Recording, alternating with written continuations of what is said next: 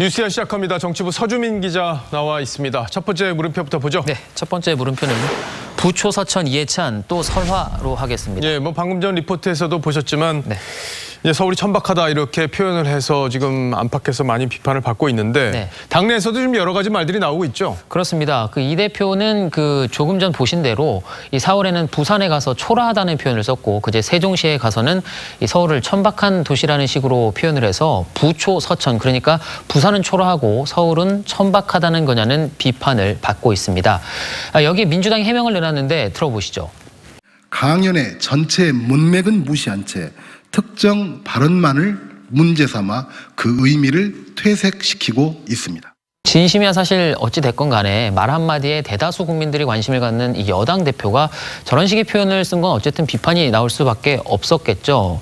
특히 20대 국회 때 자유한국당 정태욱 의원이 이부망천, 그러니까 이혼하면 부천, 망하면 인천을 간다고 했다가 논란이 크게 된 적이 있습니다.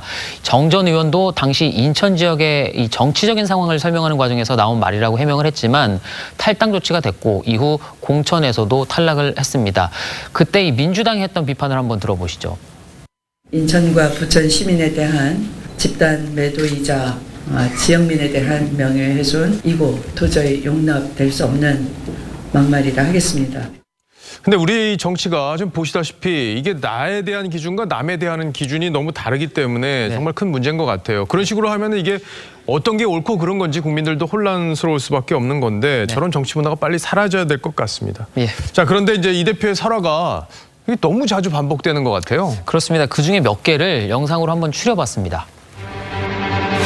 다른 나라 여성들보다도 베트남 여성들을 제일 선호하는 편입니다.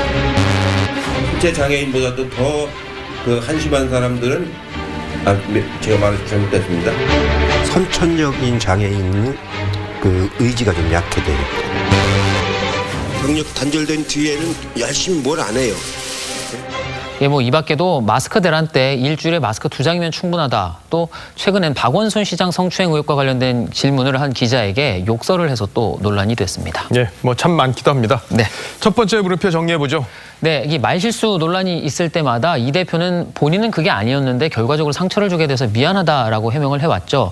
첫 번째 느낌표는 이 축구 국가대표였던 이영표 해설위원이 우리 선수들의 이딴 태클 실수가 나오자 한 말로 대신하겠습니다. 자, 부초, 서천, 이해찬 또 설화의 느낌표는 실수가 반복되면 실력으로 하겠습니다. 예. 본의를 제대로 전달하는 거 자꾸 나중에 수습하지 않고 처음부터 잘 전달하는 것도 정치의 중요한 역할이 아닌가 싶습니다. 예. 다음 물음표로 가보죠. 네, 두 번째 물음표는 조응천은 억울해로 하겠습니다. 예, 민주당 내에서 미스터 쓴소리라는 좀 별명을 네. 갖고 있는 조응천 의원 얘기군요. 그렇습니다. 이 국회 국토위원회 여당 간사죠. 이 조응천 의원이 어제 TV조선 토크쇼인 강적들에 출연을 했습니다. 이 최근 지지율 하락과 정부의 부동산 정책과 관련한 조 의원의 발언이 기사화된 것을 두고 이 민주당 당원 게시판이 시끄럽습니다. 어떤 발언이 문제가 됐습니까? 네, 그러니까 부동산 정책, 특히 임대사업자 정책이 갑자기 바뀌었다는 지적이 나왔는데 거기에 대해서 이 과거의 정책이 잘못됐다면은 잘못됐다고 솔직히 얘기를 하고 책임질 게 있으면 책임지고 하는 것들은 좀 필요하다고 본다라고 말한 대목입니다.